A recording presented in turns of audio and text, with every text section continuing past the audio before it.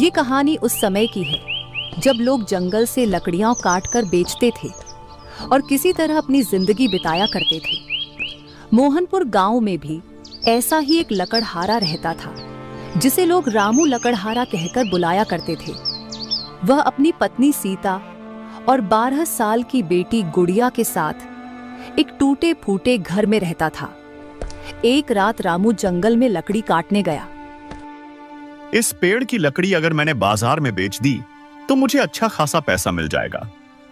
अगर ये पेड़ मुझे आज ना मिलता तो मैं अपनी बेटी का इलाज कैसे करवा पाता। घर में राशन भी खत्म होने वाला है। इतना बोलकर जैसे ही उस पेड़ को काटने के लिए रामू ने अपनी कुल्हाड़ी उठाई, वैसे ही उस पेड़ से लाल रंग का रस निकलने लगा। उसे देखकर रामू थोड़ा डर गया और उसके हाथ कांपने लगे। ये क्या? इस पेड़ से तो खून निकल रहा है। क्या इस पेड़ के अंदर कोई इंसान है? हे भगवान, चारों तरफ बहुत सन्नाटा भी है। मुझे तो बहुत डर लग रहा है। देखना पड़ेगा कि इसके अंदर आखिर है क्या। रामू ने धीरे से उस पेड़ की छाल हटाई तो देखा पेड़ से ही लाल रस टपक रहा था। अरे, मैंने तो सोचा ये खून है, पर ये खून नहीं, इस पेड़ का ही लाल रस है। ऐसा पेड़ मैंने पहली बार देखा है। चलो अब जल्दी से इस पेड़ को काट लेता हूं। एक बार फिर से रामू ने उस पेड़ को काटने के लिए कुल्हाड़ी उठाई, लेकिन तभी उसके पीछे से किसी बूढ़ी औरत की आवाज आई। रुक जाओ बेटा, इस पेड़ को मत काटना। रामू ने पलटकर पीछे देखा तो थोड़ी दूर पर एक बूढ़ी औरत सफेद साड़ी में खड़ी थी। इस खतरनाक जंगल में ये बूढ़ी औरत अकेले क्या कर रही है? देखने में तो बहुत डरावनी लग रही है। मेरे बारे में सोचना बंद करो और इस पेड़ को तुम नहीं काट सकते। अरे, क्यों नहीं काट सकता अम्मा? अगर मैंने आज ये पेड़ नहीं काटा तो मैं अपनी बेटी की दवाई कैसे करवाऊंगा? मेरी बात ध्यान से सुनो। ये कोई साधारण पेड़ नहीं है। इस पेड़ की जड़ों में किस्मत दबी हुई है। भला पेड़ की जड़ों में किसी की किस्मत कैसे दबी हो सकती है? मैं साफ साफ एक बात बोलती हूँ, अगर तूने ये पेड़ काटा तो तू सब कुछ खो देगा, और अगर तूने इसे बचा लिया तो तेरी किस्मत बदल जाएगी। लेकिन अम्मा, तुम हो कौन जो इस पेड़ की जड़ों से एक लकड़हारे की किस्मत बदलना चाहती हो? तभी वो बूढ़ी औरत अचानक वहां से गायब हो गई। चारों तरफ अजीब सा सन्नाटा फैल गया। वो जंगल अचानक बहुत ही ज्यादा खौफनाक और डरावना लगने लगा। हे भगवान, आखिर कौन थी ये बूढ़ी औरत? लगता है जंगल में रहने वाली कोई चुड़ैल होगी, लेकिन उसने मुझे कोई नुकसान तो पहुंचाया नहीं। हो सकता है इसकी बातों में कोई सच्चाई हो। मुझे तो बहुत डर लग रहा है। समझ में नहीं आता क्या करूं। इस पेड़ को काटूं या बचाऊं? रहने देता हूं। वैसे भी मुझे यहां बहुत डर लग रहा है। अगर मैंने इस पेड़ को काटा तो पता नहीं मेरे साथ क्या होगा। इतना बोलकर रामू ने अपनी कुल्हाड़ी उठाई और जंगल से बाहर की तरफ निकलने लगा। पर जैसे ही वो जंगल से बाहर निकला, वैसे ही वही बूढ़ी औरत सफेद साड़ी में उसे फिर से दिखाई दी। अच्छा किया तुमने उस पेड़ को न काटकर। अब तुम्हारी किस्मत बदल जाएगी। लेकिन आप कौन हो और अचानक यहाँ कैसे? इससे पहले कि रामू उससे कुछ और पूछ पाता, एक बार फिर से वो बूढ़ी औरत वहां से गायब हो गई। ये तो पक्का हो गया कि ये बूढ़ी औरत कोई भूतनी थी जो मेरा भला ही चाहती है। फिलहाल जल्दी यहां से निकलता हूं। रामू अब थोड़ा सा डर चुका था। वो भागते हुए किसी तरह अपने घर पहुंचा तो देखा उसकी बेटी गुड़िया बीमार लेटी हुई थी। उसकी पत्नी सीता उसके माथे पर पट्टी रख रही थी। देखिए ना जी, गुड़िया को कितनी तेज बुखार है। अच्छा हुआ आप आ गए। दवाइयाँ लेकर आए कि नहीं? रामू ने उदास मन के साथ कुल्हाड़ी एक किनारे रख दी। उसके बाद बोला, सीता, बड़ी मुश्किल से आज मुझे एक पेड़ मिला था काटने लायक, पर वो मैं काट ही नहीं पाया। वो पेड़ अगर मैं काट लेता तो बहुत महंगा बिकता, जिससे हमारी कुछ तकलीफें तो दूर ही हो जाती। अरे, तो फिर आपने वो पेड़ काटा क्यों नहीं? घर में बस थोड़ा सा राशन बचा हुआ है और सबसे जरूरी हमारी बेटी की तबीयत खराब है। सीता, मैंने वो पेड़ बड़ी मुश्किल से ढूंढा था और मैं उसे काटने भी जा रहा था, लेकिन तभी उस पेड़ से खून निकलने लगा। रामू ने अपने साथ जंगल में घटी हुई सारी घटना सीता को बता दी। पापा, इसका मतलब जंगल में आपको भूतनी मिली, फिर आप उससे बचे कैसे? बेटी, उसने मुझे कोई नुकसान नहीं पहुंचाया। वो तो बार बार यही कह रही थी कि उस पेड़ की जड़ों में मेरी किस्मत दबी हुई है। लेकिन जंगल में इतना सन्नाटा था कि वो बहुत डरावना लग रहा था, इसलिए मैं डरकर भाग आया। भूत प्रेत के चक्र में मत पड़ो आप। गरीबी से बड़ा भूत कोई नहीं होता। क्या रात भर गुड़िया बुखार में ऐसे ही तड़पती रहेगी? माँ, पापा को कुछ मत कहो। वो इतनी रात को अकेले जंगल में थे, उन्हें भूतनी मिल गई। हमें तो इसी बात पर खुश होना चाहिए कि पापा सही सलामत वापस आ गए।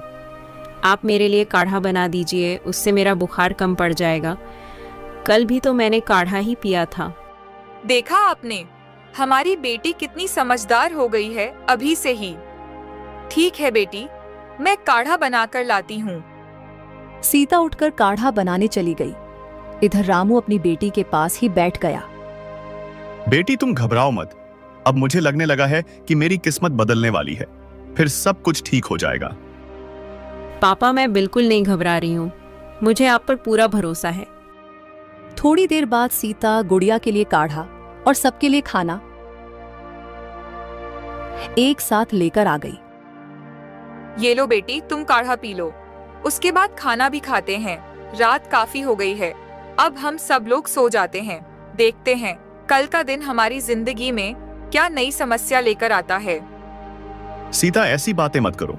अब कोई समस्या नहीं होगी। जल्द से जल्द मेरी किस्मत बदलने वाली है, ऐसा मुझे अंदर से लग रहा है।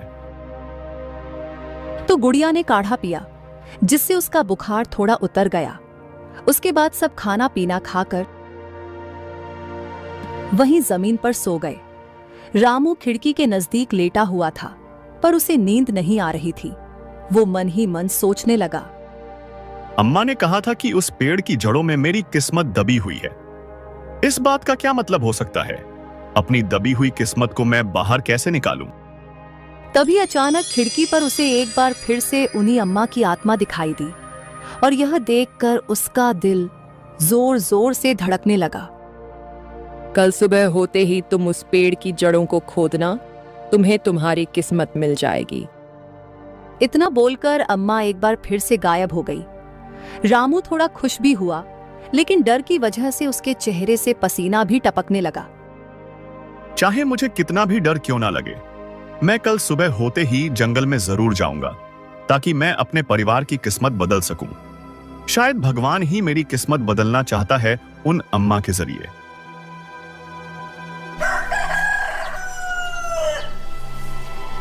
तो सुबह होते ही रामू लकड़हारा अपनी कुल्हाड़ी लेकर जंगल में उसी पेड़ के पास पहुंच गया। अम्मा ने कल रात कहा था, इस पेड़ की जड़ों के पास खुदाई करनी है।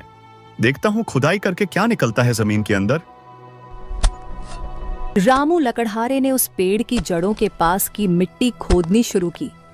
अचानक उसकी कुल्हाड़ी किसी लोहे से टकराई। लगता है इसके अंदर कुछ है, थोड़ा और खोदना पड़ेगा। रामू ने थोड़ी और खुदाई की तो जमीन के अंदर उसे एक बहुत ही पुराना लोहे का संदूक मिला। उसमें पुराने जमाने का ताला लगा हुआ था। हे भगवान, तूने तो सच में मेरी किस्मत बदल दी। पक्का इस संदूक के अंदर ढेर सारा सोना होगा, जिसे बेचकर मैं लखपति बन जाऊंगा, अपनी बेटी को पढ़ाऊंगा, अच्छा सा घर बनवा लूंगा। संदूक खोलने से पहले ही रामू बड़े बड़े सपने देखने लगा, लेकिन जैसे ही उसने अपनी कुल्हाड़ी से उस संदूक का ताला तोड़ा, वैसे ही वो चौंक गया, क्योंकि संदूक के अंदर ना धन दौलत थी, ना ही सोना चांदी। उसमें थी एक बहुत पुरानी तस्वीर। उस तस्वीर में एक आदमी और एक छोटा बच्चा था। ये किसकी तस्वीर हो सकती है? इस आदमी को तो मैं पहचान नहीं पा रहा हूं, पर इस बच्चे को शायद मैं पहचानता हूं। ये तो शायद मेरी तरह ही लग रहा है। बचपन में मैं ऐसा ही तो लगता था। हे भगवान, ये सब क्या हो रहा है? मेरे तो कुछ समझ में नहीं आ रहा। अम्मा कहां हो, मेरी मदद करो। इस संदूक में तो कोई खजाना नहीं निकला, कैसे मेरी किस्मत बदलेगी? और यह संदूक तो बहुत ज्यादा पुरानी लग रही है। देखता हूं इसके अंदर और क्या क्या है। जब उसने संदूक को ठीक तरीके से चेक किया तो उसे संदूक के अंदर एक चिट्ठी मिली। ये चिट्ठी भी बहुत पुराने जमाने की लग रही है। पढ़कर देखता हूं इसमें लिखा क्या है। जिस दिन ये तस्वीर मेरे बेटे को मिलेगी, जंगल की सारी जमीन उसकी हो जाएगी। पता नहीं अब मैं जिंदा रहूंगा या नहीं, लेकिन जिस किसी को भी ये चिट्ठी मिले वो ये सारी जमीन मेरे बेटे के नाम कर दे। मैं इस वक्त कुछ नहीं कर सकता इस चिट्ठी को लिखने के अलावा। चिट्ठी पढ़कर रामू के पैरों तले जमीन खिसक गई। इस तस्वीर में जो आदमी दिख रहा है, कहीं वो मेरे असली पिता तो नहीं? क्या मेरा जन्म किसी बहुत बड़े अमीर खानदान में हुआ था? लेकिन मेरे पिताजी ने तो मरते वक्त बताया था कि वो मुझे कहीं से उठाकर लाए थे। ये सब क्या है? मेरे तो कुछ समझ में नहीं आ रहा। दूर से उस गांव के मुनीम ने ये सब देख लिया तो वह मन ही मन सोचने लगा। इस लकड़हारे को ऐसा क्या खजाना मिल गया? दूर से वो तस्वीर भी समझ में नहीं आ रही। क्या करूं? अभी इसके पास जाऊंगा तो हो सकता है लालच के चक्कर में ये लकड़हारा मुझे ही खत्म कर दे। इसके पास तो कुल्हाड़ी भी है। मैं ये बात जाकर सरपंच साहब को बताता हूं। इतना बोलकर मुनीम वहां से चला गया। भागते भागते वो सीधा सरपंच के सामने पहुंच गया। अरे मुनीम, इतना हाफ क्यों रहे हो? तुम्हारे चेहरे से तो पसीना टपक रहा है। क्या हो गया? सरपंच साहब, इस गांव का कोई बहुत बड़ा रहस्य रामू लकड़हारे के हाथ लग गया है। मैं अभी अपनी आंखों से देखकर आ रहा हूं। गांव का रहस्य? अरे साफ साफ बताओ मुनीम, हुआ क्या है? क्या देखा तुमने? मुनीम ने जंगल में जो भी दूर से देखा था, सुना था, वो सब सरपंच को बता दिया। लेकिन मुनीम, उस तस्वीर में आखिर था कौन?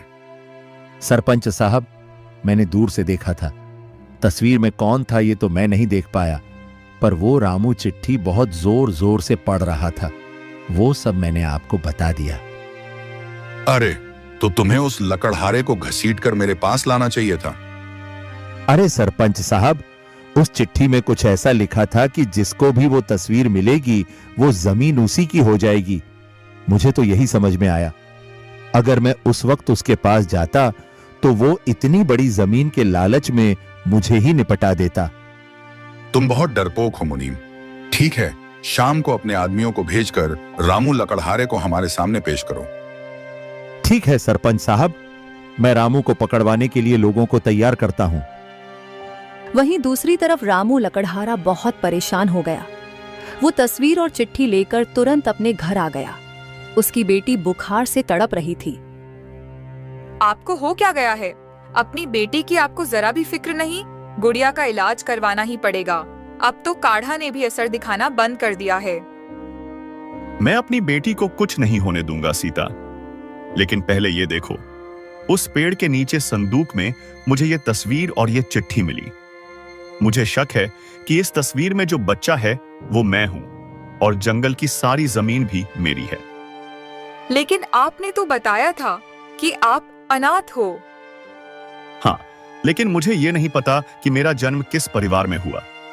शायद मुझे लेकर बहुत बड़ा रहस्य इस गांव में छुपा हुआ है। अगर मैंने वो रहस्य सुलझा लिया तो जंगल की सारी जमीन मेरी हो जाएगी। फिर हमारी सभी समस्याएं खत्म हो जाएंगी। अरे, ये सब पता नहीं कब तक होगा। तब तक क्या गुड़िया बुखार में तड़पती रहेगी? इससे पहले कि रामू कुछ बोल पाता, वहां सरपंच का एक आदमी आ गया। वो बहुत हट्टा कट्टा था। अरे रामू, सुना है जंगल में तुम्हें कुछ मिला है? अरे भाई, ये सब आपको कैसे पता चला? वो सब छोड़ो, जंगल में जो भी तुम्हें मिला है वो सब लेकर सरपंच साहब के पास चलो। उन्होंने तुम्हें इसी वक्त बुलाया है। मेरी बेटी बहुत बीमार है, मैं उसे छोड़कर कैसे जा सकता हूँ? पापा, आप सरपंच साहब के पास जाइए। हो सकता है वहीं जाकर आपका रहस्य सुलझ जाए। मेरी फिक्र करना बंद कर दीजिए, मैं ठीक हो जाऊंगी। हो सकता है भगवान आपकी किस्मत बदलना चाहते हो। हमारी बेटी कितनी हिम्मत वाली है। मुझे भी लगता है गुड़िया सही कह रही है।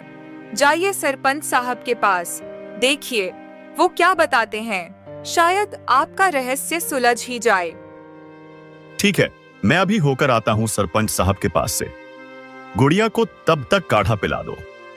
इतना बोलकर रामू वो तस्वीर और चिट्ठी लेकर उस आदमी के साथ सरपंच साहब के पास पहुंच गया। वहां पर मुनीम भी मौजूद था। रामू, जो तस्वीर और जो चिट्ठी तुम्हें मिली है वो मुझे दिखाओ। हमारे मुनीम ने तुम्हें देख लिया था, इसलिए हमें पता चल गया है इस बारे में। अरे मुझे क्यों फंसा रहे हैं सरपंच साहब? मैंने नहीं देखा था, हमारे किसी आदमी ने देखा था।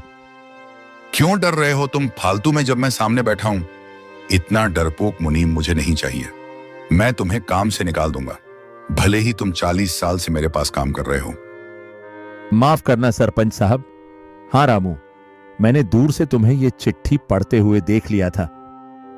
अरे तो इसमें डरने वाली क्या बात है? ये लीजिए सरपंच साहब, ये तस्वीर मुझे मिली थी और ये चिट्ठी भी मिली थी। रामू ने वो तस्वीर और चिट्ठी सरपंच को दे दी। वो तस्वीर देखकर सरपंच के पैरों तले जमीन खिसक गई। वो मन ही मन सोचने लगा, ये तस्वीर तो मेरे छोटे भाई की है और ये बच्चा तो मेरा भतीजा है। इस चिट्ठी में लिखा है कि ये चिट्ठी मेरे बेटे को मिलेगी, तो क्या ये लकड़हारा मेरा भतीजा है? अरे नहीं, ऐसा कैसे हो सकता है? क्या सोचने लगे सरपंच साहब? अब आप ही ये रहस्य सुलझाइए, क्योंकि इस तस्वीर में जिस बच्चे की तस्वीर है वो मैं लग रहा हूं। जहां तक मुझे याद है, बचपन में मैं भी ऐसे ही दिखता था। मेरे पिताजी ने मेरी जन्म की तस्वीर मुझे दिखाई थी एक बार, और उन्होंने ये भी कहा था कि वो मुझे कहीं से उठाकर लाए थे। मैं अनाथ हूं। ये क्या बकवास कर रहे हो रामू? तुम इस आदमी के बेटे हो ही नहीं सकते। वही तो मेरी भी समझ में नहीं आ रहा सरपंच साहब। मैं एक मामूली सा लकड़हारा इतने बड़े आदमी की संतान कैसे हो सकता हूं? लेकिन एक बात मुझे और समझ में नहीं आ रही कि ये चिट्ठी और तस्वीर मुझे ही क्यों मिली। अच्छा, तुम ये बताओ कि ये तस्वीर और ये चिट्ठी तुम्हें मिली कैसे? तुम्हें कैसे पता चला कि उस पेड़ की जड़ों के नीचे ये वो संदूक छुपी हुई थी? सरपंच साहब, मुझे एक बूढ़ी औरत की आत्मा ने बताया ये सब। रामू की ये बात सुनते ही सरपंच जोर जोर से हंसने लगा। अच्छा, मजाक कर लेते हो रामू? आज तक मुझे तो कोई आत्मा दिखाई नहीं दी, तो तुम्हें कैसे दिख गई? आत्मा? ये सब क्या चक्कर है सरपंच साहब? मुझे आत्माओं से बड़ा डर लगता है। मुझे तो लगता है वो जंगल वाली जमीन इस रामू की ही है। इसे दे दो, वरना वो आत्मा हमें खा जाएगी। चुप करो मुनीम, ये सब किसी ने मजाक किया होगा। जंगल में जो भी खजाना निकलता है वो सरकार का होता है, और इस गांव की सरकार मैं हूं, तो वो जंगल भी अब मेरा हो गया। ऐसे कोई भी चिट्ठी रखकर चला जाएगा तो हम क्या यकीन कर लेंगे? और वैसे भी ये किसकी तस्वीर है मुझे भी नहीं पता। लेकिन सरपंच साहब, ये तस्वीर तो आपके। चुप करो मुनीम, इसके आगे कुछ मत बोलना, वरना तुम्हारी बोलती बंद कर दूंगा। रामू, तुम घर जाओ, तुम्हारे साथ किसी ने मजाक किया है। सरपंच साहब, मैं चाहता हूं इसका फैसला पूरे गांव वालों के सामने पंचायत में हो। गांव में जो भी होता है, हर चीज का फैसला पंचायत में ही होता है, तो मेरा फैसला आप अकेले क्यों कर रहे हैं यहां पर? मेरी बेटी बहुत बीमार है। वो जंगल वाली जमीन मुझे मिल जाएगी तो मेरी किस्मत बदल जाएगी। रामू, ये तस्वीर और चिट्ठी तुम मुझे दे दो, इसके बदले मैं तुम्हारी बेटी का इलाज करवा दूंगा अच्छे से अच्छे अस्पताल में। अब रामू बुरी तरह फंस गया। एक तरफ थी उसकी बेटी की जान, वहीं दूसरी तरफ था सच्चाई का पता लगाना। तभी रामू मन ही मन सोचने लगा, हे भगवान, अब मैं क्या करूं? कोई भी आत्मा कभी झूठ नहीं बोल सकती, और इस गांव में इतना बड़ा मजाक भला मेरे साथ कोई क्यों करेगा? मैं तो एक मामूली सा लकड़हारा हूं। ये तस्वीर और चिट्ठी मुझे किसी तरह से हासिल करनी होगी। जाओ रामू, घर जाओ। इस तस्वीर के बारे में किसी को मत बताना। मैं तुम्हारी बेटी का इलाज करवा दूंगा। मुनीम जी, रामू को ढेर सारे पैसे दे दो। इससे पहले कि मुनीम कुछ बोल पाता, रामू ने झपट्टा मार के सरपंच के हाथ से वो तस्वीर और चिट्ठी छीन ली और वहां से भाग गया। अरे पकड़ो इसको, पकड़ो। अगर इसने ये तस्वीर गांव वालों को दिखा दी तो बहुत बड़ा अनर्थ हो जाएगा। मुझे इन आत्माओं के चक्कर में नहीं पड़ना। क्या पता मैं उसे पकड़ने गया और वो आत्मा मुझे ही पकड़ ले। मैं आपकी नौकरी छोड़ दूंगा, लेकिन उसके पीछे बिल्कुल नहीं भागूंगा। कोई बात नहीं, मुझे नहीं पता था कि वो जंगल वाली जमीन भी मेरे भाई की होगी, वरना मैं उसे भी हड़प लेता। लेकिन ये 2 कौड़ी का लकड़हारा मेरा कुछ नहीं कर पाएगा। गांव वाले मेरे गुलाम हैं। अब देखो मैं क्या करता हूं। इधर रामू भागते हुए अपनी झोपड़ी में आ गया। उसे परेशान देखकर सीता और उसकी बेटी गुड़िया भी परेशान हो गए। अरे क्या हुआ? आप इतने परेशान क्यों लग रहे हैं? क्या इस तस्वीर के बारे में कुछ पता चला? कुछ पता नहीं चला सीता, लेकिन सरपंच की बातों से ऐसा लगा कि उसे सब कुछ पता चल गया है, पर वो मुझे बता नहीं रहा। इस तस्वीर के पीछे कोई बहुत बड़ा खेल है। जल्दी से सारा सामान बांधो, हमें तुरंत यहां से भागना होगा। वो सरपंच इस चिट्ठी और तस्वीर को हथियाने के लिए कुछ भी कर सकता है। अरे पापा, आप इतना डर क्यों रहे हैं? हम यहाँ से कहाँ जाएंगे? मैं इस रहस्य का पर्दाफाश करके ही रहूंगा और वहीं से मेरी किस्मत बदल जाएगी। चलो जल्दी चलो, इससे पहले कि सरपंच कुछ कर बैठे। रामू अपने घर का सारा सामान और अपने परिवार को लेकर पीछे के रास्ते गांव के बाहर किसी नदी के किनारे पहुंच गया। हम यहाँ आ तो गए हैं, पर सरपंच तो यहाँ भी आ सकता है ना? ये नदी गांव से ज्यादा दूर तो है नहीं। हम लोग नदी के उस तरफ चलते हैं, वहां इस गांव का कोई नहीं जाता। सरपंच को लगेगा कि मैं गांव छोड़कर ही चला गया। तो रामू अपने परिवार को लेकर किसी तरह नदी के दूसरी तरफ चला गया। वहां किसी जंगल के बहुत अंदर उसने एक लकड़ी और घास फूस की झोपड़ी बना ली। सीता, तुम गुड़िया को यहीं संभाल कर रखना, मैं कुछ खाने का इंतजाम करके लाता हूं। अपनी पत्नी और बेटी को सुरक्षित उस झोपड़ी में छोड़कर रामू बाहर जंगल में कुछ खाने को ढूंढने लगा, पर उसे कुछ मिला नहीं। इस जंगल में तो कोई फल भी नहीं दिखाई दे रहा। ऐसा करता हूं, नदी से मछलियां पकड़ लाता हूं।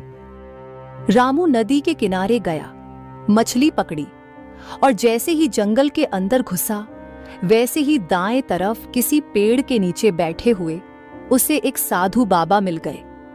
रामू को देखते ही बाबा की आंखें खुल गईं। उन्होंने रामू को रोक लिया। अरे बेटा रुको, कहां जा रहे हो? इस जंगल में तो आज तक कोई नहीं आया। अरे बाबा, क्या बताऊं, एक तो मेरी जिंदगी में वैसे भी बहुत परेशानियां थीं, अब एक और रहस्य में फंस गया हूं। वैसे अभी तक तो आप यहां दिखाई नहीं दिए, अचानक कहां से आ गए? अरे बेटा, मैं तो पिछले 30 वर्षों से इसी जंगल में तपस्या कर रहा हूं। शायद तुम मुझे देख नहीं पाए होगे। उससे पहले आप कहां रहते थे? क्या आप काशी में रहते थे? नहीं बेटा, इससे पहले मैं नदी के उस पार मोहनपुर गांव में अपनी पत्नी के साथ रहता था। मैं वहां के मंदिर का पुजारी था, पर पत्नी के गुजर जाने के बाद मैं अकेला पड़ गया और तब से यहीं तपस्या करने लगा। बाबा, पिछले 30 सालों से तो मैं भी मोहनपुर गांव में ही रहता हूं। उस वक्त मैं बिल्कुल छोटा था, तो शायद आपको पहचानता नहीं, क्योंकि मेरी उम्र ही 30 साल है। बेटा, पता नहीं तुम्हें देखकर ऐसा क्यों लग रहा है कि मैं तुम्हारे किसी काम आ सकता हूं। मुझे तुम्हारी मदद करनी चाहिए। बाबा, अगर आप मेरी मदद करना चाहते हैं तो मेरी इतनी मदद कर दीजिए। मेरी बेटी बहुत बीमार है, कई दिनों से वो बुखार में तप रही है। अगर कोई औषधि हो आपके पास तो दे दीजिए। ठीक है बेटा, ये लो जड़ी बूटी, इसे पानी में मिलाकर अपनी बेटी को पिला देना, वो पूरी तरह से ठीक हो जाएगी। आपका बहुत बहुत धन्यवाद बाबा, अब मैं चलता हूं। अरे बेटा रुको, तुमने मेरे बारे में तो जान लिया, अपनी समस्या के बारे में कुछ नहीं बताया। बाबा, मुझे भी पता नहीं ऐसा क्यों लग रहा है कि आपको अपने बारे में सब कुछ बता देना चाहिए। दरअसल कुछ दिन पहले मैं जंगल में लकड़ी काट रहा था, तभी पेड़ से खून जैसा कुछ निकलने लगा। रामू ने अपने साथ घटी अभी तक की सारी घटना बाबा को बता दी, जिसे सुनकर बाबा चौंक गए। आत्मा? बूढ़ी औरत की आत्मा को तुम पहचानते हो? नहीं बाबा, उन्हें तो मैंने पहली बार उस जंगल में ही देखा था। जब कभी उन्हें कुछ बताना होता है तब वो अचानक मेरे सामने प्रकट हो जाती हैं, फिर अचानक गायब हो जाती हैं। इतने में वहां पर उस बूढ़ी औरत की आत्मा फिर से प्रकट हो गई, जिसे देखकर सबसे ज्यादा बाबा हैरान हुए। वो तुरंत उठकर खड़े हो गए। अरे कौशल्या, तुम इस समय यहाँ कैसे? बाबा जी, क्या आप इन्हें जानते हैं? बेटा, यही तो मेरी पत्नी है जो 30 साल पहले ये दुनिया छोड़कर जा चुकी हैं। हाँ बेटा, ये बिल्कुल सही कह रहे हैं। मैं अब इस दुनिया में नहीं रही और मैं इन्हीं की पत्नी हूँ। तो फिर आप बार बार मुझे ही क्यों दिखाई दे रही थीं? ये रहस्य तो बढ़ता ही जा रहा है। मुझे कुछ समझ में नहीं आ रहा है। जब तक तुम्हें न्याय नहीं मिल जाता रामू, तब तक मेरी आत्मा को शांति नहीं मिलेगी और तुम्हें न्याय दिलाएंगे ये बाबा। तुम अपनी मर्जी से यहाँ नहीं आए हो। इतना बोलकर कौशल्या की आत्मा फिर से गायब हो गई। देखा बाबा, ये फिर से चली गई। तभी मैं सोचूं कि तुम्हारी मदद करने का मेरा बार बार मन क्यों कर रहा है। बेटा, तुम जल्दी से अपनी बेटी को ये औषधि खिलाओ। जब वो ठीक हो जाए तब तुम वो तस्वीर और चिट्ठी लेकर मेरे पास आना। शायद मैं कोई रहस्य सुलझा सकूं। ठीक है बाबा, पहले मैं अपनी बेटी को जाकर ये औषधि पिला देता हूं। इतना बोलकर रामू वहां से चला गया। घर जाकर उसने अपनी पत्नी सीता को बाबा वाली सारी बात बताई। फिर सीता ने वह औषधि गुड़िया को पिलाई, जिससे थोड़ी देर में गुड़िया ठीक हो गई। पापा, ये तो चमत्कार हो गया। अब मैं पूरी तरह से स्वस्थ हो गई हूँ। बाबा का बहुत बहुत धन्यवाद। अब मेरा सिर्फ एक ही मकसद बचा है, उस रहस्य का पर्दाफाश करना। वहीं दूसरी तरफ सरपंच अपने आदमियों को लेकर रामू के घर के बाहर पहुंच गया, लेकिन वहां ताला लगा हुआ था। लगता है कहीं गया हुआ है। इसके घर का ताला तोड़कर इसके घर में घुस जाओ और वो तस्वीर ढूंढ कर लाओ। सरपंच के आदमी रामू की झोपड़ी का दरवाजा तोड़कर उसके अंदर घुस गए, लेकिन अंदर कुछ था ही नहीं। अरे सरपंच साहब, ये घर तो पूरी तरह से खाली पड़ा हुआ है। यहां पर तो एक तिनका भी नहीं है। लगता है भाग गया, पर इतनी जल्दी कहीं जा नहीं सकता वो। उसके पास तो फूटी कौड़ी भी नहीं थी। जल्दी से पूरा गांव छान मारो। तो अब सरपंच के आदमी रामू को पूरे गांव में ढूंढने लगे, पर वो कहीं नहीं मिला। तभी कुछ गांव वाले उनके पास आ गए। अरे सरपंच साहब, पिछले कुछ घंटों से आपके आदमी पूरे गांव का चक्कर लगा रहे हैं। किसको ढूंढ रहे हैं आप लोग? काका, आप लोगों को कहीं रामू लकड़हारा दिखा? पता नहीं वह कहां चला गया। मैं सुबह से उसे ढूंढ रहा हूं, लेकिन वह कहीं मिल ही नहीं रहा। कुछ घंटों पहले आपकी हवेली से आते हुए हमने उसे देखा था। उसके बाद वह कहां चला गया, हम में से किसी को भी नहीं पता। जाओ, जाकर पूरे गांव में यह खबर फैला दो कि जो भी रामू, उसकी पत्नी या उसकी बेटी को ढूंढ कर लाएगा, उसे हम बहुत अच्छा पुरस्कार देंगे। सरपंच साहब, रामू तो एक साधारण सा लकड़हारा है। उसे ढूंढने के लिए आप इतना बड़ा पुरस्कार क्यों देंगे? कोई बात हो गई क्या? हमें लगता है रामू ने अभी वो तस्वीर इन गांव वालों को नहीं दिखाई। काका, वो सब तुम छोड़ दो, जल्दी से रामू को ढूंढो, फिर ढेर सारी धन दौलत तुम्हें दे दूंगा। सरपंच की बात सुनकर गांव वालों को लालच आ गया। अब पूरा गांव मिलकर रामू को ढूंढने लगा। वो लोग जंगल में भी गए, नदी के किनारे भी गए, पर रामू कहीं नहीं मिला। सरपंच परेशान होकर अपनी हवेली वापस आ गया। सरपंच साहब, मुझे समझ में नहीं आ रहा कि ये रामू करने क्या वाला है और इतनी जल्दी कहां भाग गया। पूरा गांव मिलकर भी उसे नहीं ढूंढ पाया। मेरे भाई ने मेरे साथ धोखा किया था। उसने मुझे कभी नहीं बताया कि वो जंगल वाली जमीन उसकी है, वरना मैं उसे भी हड़प लेता। कहीं ना कहीं से उसे ढूंढो। अगर उसने गांव वालों को वो तस्वीर और वो चिट्ठी दिखा दी, तो गांव वाले मिलकर मुझे सरपंच की गद्दी से उतार देंगे और मेरी सारी धन दौलत भी चली जाएगी। मुझे तो बहुत मुश्किल लग रहा है अब रामू का मिलना। लगता है वो जंगल वाली जमीन अब उसकी ही हो जाएगी, क्योंकि तस्वीर में जो वो आदमी था वो तो आपके ही भाई थे। हो ना हो वो लड़का रामू ही होगा। उसके बच्चे को हम खत्म नहीं कर पाए थे उस दिन। अपना मुंह बंद रखो तुम। उस वक्त भी यही बोलने वाले थे रामू के सामने कि वो मेरा भाई है। दोबारा ये बात अपने मुंह से मत निकालना, वरना तुम्हारा मुंह बंद कर दूंगा। माफ करना सरपंच साहब, अब आगे से नहीं बोलूंगा। तो अब धीरे धीरे रात हो गई। वहीं दूसरी तरफ रात में रामू वो तस्वीर और चिट्ठी लेकर बाबा के पास आया। बाबा वो तस्वीर देखकर तुरंत पहचान गए। बेटा, इस तस्वीर में जो ये आदमी है, ये तो सरपंच का छोटा भाई है और उसकी गोद में जो बच्चा है वो इसी का बेटा है, यानी सरपंच का भतीजा। पर ये तस्वीर तुमको क्यों मिली? तभी एक बार फिर से कौशल्या की आत्मा वहां प्रकट हुई। रामू, अब वक्त आ गया है तुम्हारी किस्मत बदलने का। अब तुम डरना बंद करो और पंचायत बिठाओ। डरो मत, कोई तुम्हारा कुछ नहीं कर सकता। मैं अगर गांव गया तो सरपंच मुझे पकड़ लेगा। ये तस्वीर और चिट्ठी भी मुझसे छीन लेगा। वो बहुत खतरनाक है। गांव वालों को भी उसने अभी तक लालच दे ही दिया होगा मुझे ढूंढने का। चिंता मत करो, उस गांव में मुझे सब लोग जानते हैं। कल सुबह होते ही मैं पंचायत इकट्ठा करूंगा। जैसे ही पंचायत बैठ जाए, रामू, तुम अपने परिवार को लेकर वहां आ जाना। ठीक है बाबा, जब आप लोग मेरे लिए इतनी कोशिश कर रहे हैं तो मैं भी अपने डर पर काबू पा ही सकता हूं। अगली सुबह बाबा ने पंचायत बुला ली। वहां पूरा गांव, सरपंच, मुनीम सब लोग इकट्ठा थे। अरे बाबा, आप 30 साल बाद दिखाई दिए। आपके बिना हमारे गांव का मंदिर सूना पड़ गया था, पर 30 साल बाद अचानक आपने सीधा पंचायत ही क्यों बुला ली? सरपंच साहब, अभी सब पता चल जाएगा। तुरंत वहां पर रामू अपनी पत्नी और बेटी के साथ पहुंच गया। रामू, इतने दिनों तक कहां गायब हो गए थे तुम? अब कोई कुछ नहीं बोलेगा, सिर्फ मैं बोलूंगा। रामू, वो तस्वीर और चिट्ठी मुझे दो।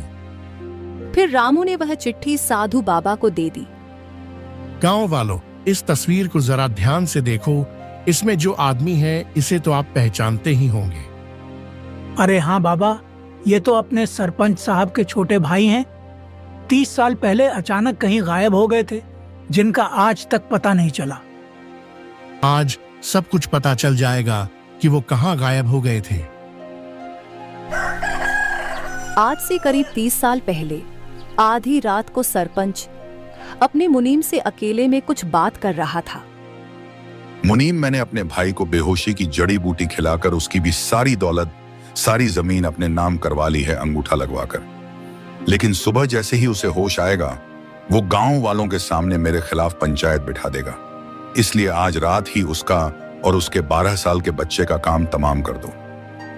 चिंता मत कीजिए, कल सुबह आपका भाई और आपका भतीजा गायब हो चुका होगा। आधी रात को मुनीम कुछ आदमियों की मदद से सरपंच के भाई और उसके बेटे को लेकर जंगल में चला गया। इन दोनों को आज ऐसी जड़ी बूटी खिलाने वाला हूं जिससे ये दोनों कुछ ही घंटों में अपने प्राण त्याग देंगे। मुनीम सरपंच के भाई के मुंह में कोई जड़ी बूटी डालने लगा। तभी उसकी नींद खुल गई। उसका मासूम सा बेटा भी वहीं बैठा था। मुनीम जी, ये मैं कहां हूं और तुम मुझे क्या पिला रहे हो? पिला नहीं रहा हूं, पिला दिया है। अब तुम परमात्मा के पास पहुंचने वाले हो। चिंता मत करो, तुम्हारे बेटे को भी तुम्हारे साथ ही ऊपर पहुंचा दूंगा। नहीं नहीं, मेरे बेटे को कुछ मत करना। इतने में वहां पर कौशल्या आ गई। उसने तुरंत उस लड़के को अपने पास बुलाया और वहां से लेकर जाने लगी। अरे खड़े खड़े मेरी शक्ल क्या देख रहे हो? जाकर उस बुढ़िया और बच्चे को खत्म कर दो। दोनों में से कोई बचना नहीं चाहिए। कौशल्या उस लड़के को लेकर वहां से जा रही थी। हे भगवान, ये सरपंच तो बड़ा खतरनाक है। अपने ही भतीजे को मारना चाहता है और अपने भाई को मार डाला लालच के चक्कर में। इस बच्चे को कहीं छुपाना होगा। कौशल्या भागते भागते जंगल के बाहर निकल गई और किसी मंदिर में उस लड़के को छुपा दिया।